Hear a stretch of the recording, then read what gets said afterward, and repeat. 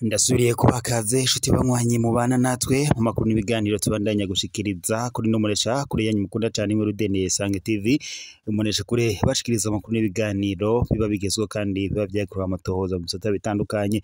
Ndabakengukiye kandi ndabahaye ikaze mwese mudukurikira mu makuru yacu, amakuru abayiriwe avugwa mu mihinga itandukanye.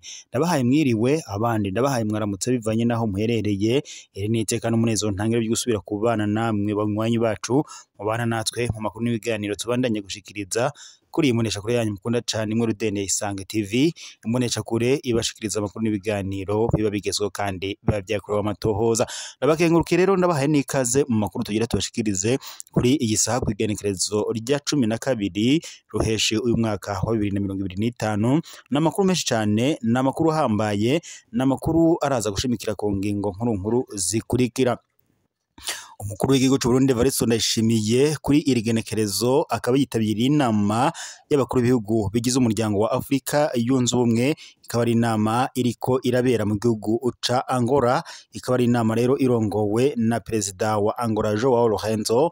Akaba rero ari inama igira irabira hamwe ukugira umutekano wifashe ngaha mu karere k'ibiyaga binini. Ni inama rero perezida w'u Burundi Evariste Ndayishimiye yahuriyemwo na mugenzi we w'u Rwanda Paul Kagame ndetse n'abandi banyacubahiro batandukanye ku bihugu bitandukanye, aho rero bagiye kurabira hamwe uko ibihugu na cyane umutekano uhagaze ngaha mu karere k'ibiyaga binini.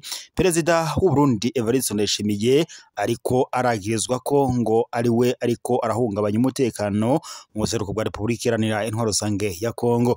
Ingingo ya mbere bamwagiriza ko ngo ari we yohereje abasirikare muri Repubulika Iharanira Intwaro Rusange ya Kongo, ndetse bikanavuga ko ngo aba basirikare aribo bariko baradurumbanya umutekano mu buseruko bwa Repubulika Iharanira Intwaro Rusange ya Kongo. Abasirikare baragirizwa kugandagura abanyagihugu ndetse ngo n'ubusuma ntangire ko bari kubariba amatungo y'abanyagihugu bo muri Kongo. Ibi kandi biruko mu gihe perezida w'u Burundi Evariste Ndayishimiye yafashe ingingo yo kohereza abasirikare muri Repubulika Iharanira Intwaro Rusange ya Kongo, ariko bigavuga ko ari umugambi yagiranye na perezida wa Kongo Antoine Félix Tshisekedi Tshilombo kugira ngo barabe ukungene ngo yo muha amahera. Gusa binavugwa ko Antoine Félix Tshisekedi Tshilombo ngo hoba hari amadolari yoba yaravuganye na perezida w'u Burundi Evariste Ndayishimiye.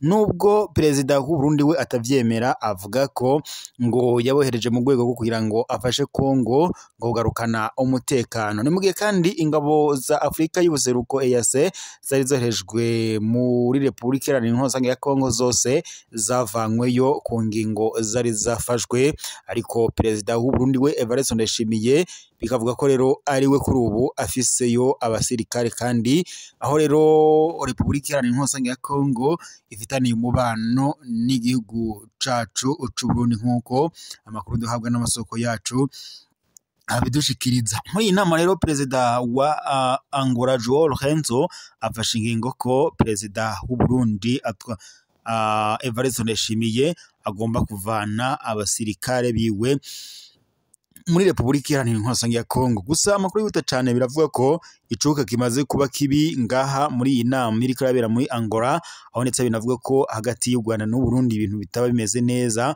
muri ico cumba c'inama nk'uko amakuru duhawe n'amasoko yacu abandanije abidushikiriza, ndetse bikanavuga ko perezida w'u Burundi Evariste Ndayishimiye uyoba agira afatirwe.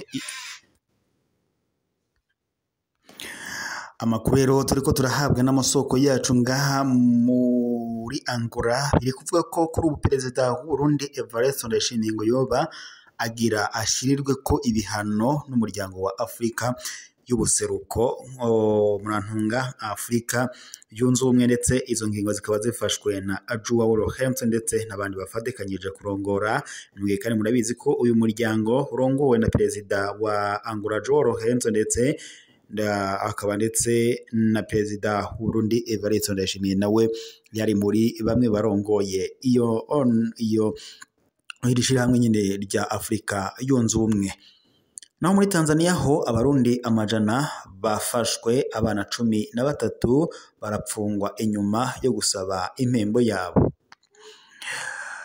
Nyamisivya kuwa 9 Ruheshi uyu mwaka wa 2025 aho kuva kuwa 28 Ruhuhuma uheze abayabaga b'abarundi 13 bapfungiwe mw'ibohero rya Nyamisivya mu buraruko ushira uburengero bwa Tanzania. Ico bazira ngo kuba ngo bariko barishuza cyangwa se basaba umushahara wabo inyuma ngo yo gukora mu mirima.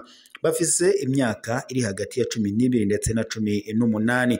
Intahe zabo zegeranijwe n'imbonesha kuri yanyu mukunda cyane imwe Rudende Isange TV zerekana ukuri kuryana. Abo bayabaga bari bavuye ku mitumba iwabo bagiye kurondera uko ngo babaho bizeye ngo kuronka amahera mu mirima y'itabi, ariko indoto zabo ngo zabihindukiye ko bicane. Babiri gusa ngo muri bo nibo bashoboye ngo kurokoka uwo mukwabu ntibafatwa.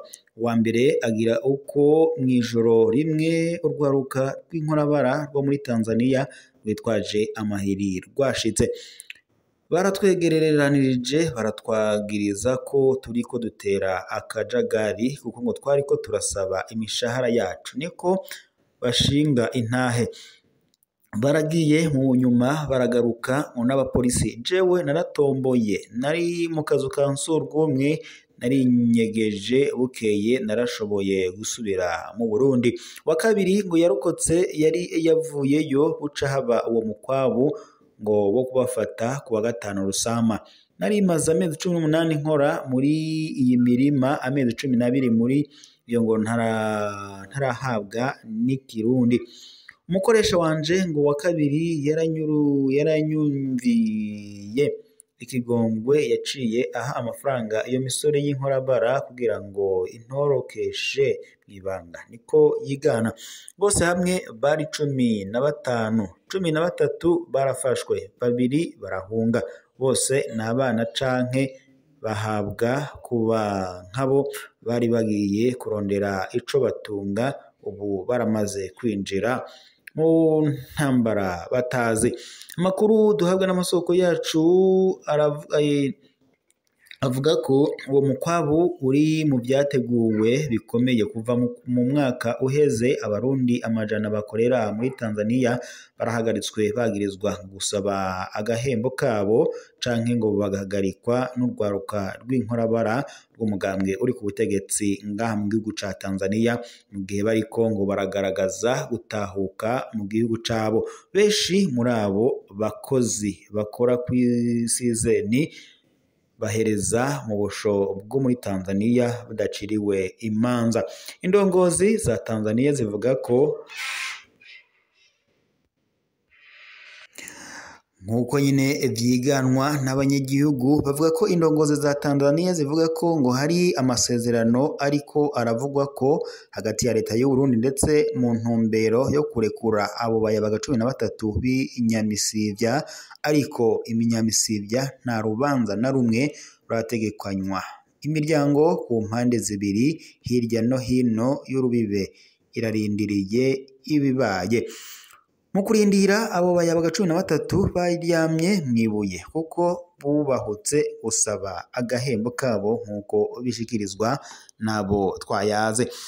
Reka rero mbashimire mwese mwari kumwe natwe mu makuru twari ko turabashikiriza kuri iyi saha. Tubaye tuyasozereye ngaha, turaza gusubira amakuru araza kubagezwe ko. Gusa mwibuke gupyonda sabone ndetse na partage kugira amakuru azarabashikira umwanya n'umwanya tuba tumaze kuyabashikiriza kuri iyi mbonesha kuri yanyu mukunda cyane imwe Rudende Isange TV. Imbonesha kuri bashikiriza amakuru n'ibiganiro biba bigezweho kandi biba byakorewe amatohoza.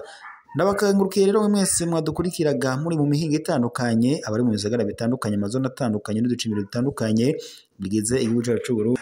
Reka rero mbashimire mwese mwari kumwe natwe mu makuru ko turabashikiriza kuri iyi saha. Tubaye tuyasozereye ngaha, turaza gusubira amakuru araza kuba agezwe ko. Gusa mwibuke gufyonda sabone na partage niba mutarafyonda kugira amakuru yose tuba turiko turabashikiriza kuri imbonesha kuri yanyu mukunda cyane ngo Rudende Isange TV aze harabashikira umwanya n'umwanya tuba tumaze kuyabashirira kuri imbonesha kuri yanyu mukunda cyane ngo Rudende ya Isange TV.